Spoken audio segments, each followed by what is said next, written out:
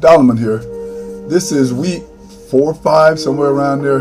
My journey into FPV flying.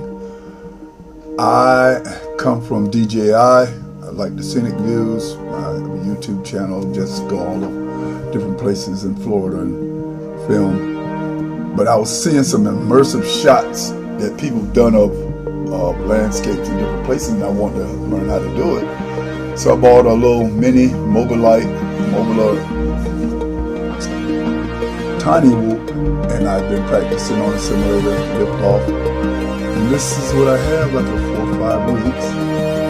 Right now I'm just trying not to bump my butt like right now, and learn battery management. It took me a while to get here, so it's a little shaky, a bunch of crashes, but I'm getting a little bit better and better. And I'm having fun. So I started off in this like huge field because I needed like 3-4 football fields in order to fly this little thing.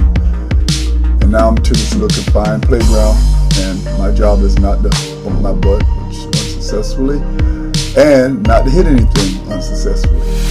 But now I'm brave enough to at least fly through here and hit a couple of things here and there. That's one thing about the tiny whoops, they can take a beating to keep on going. This one got caught in the moss of the tree. Had to pull the table and get it out. But yes, DJI is fun. I love the automated things. You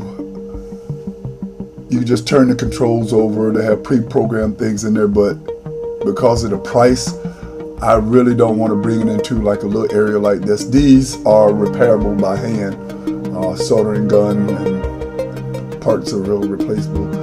My DJIs, I have a Maverick Air 2 and a Maverick Mini, and I love those things, man. And I flew all during the height of the pandemic, and so now I'm trying this out to add to my repertoire, my creative repertoire.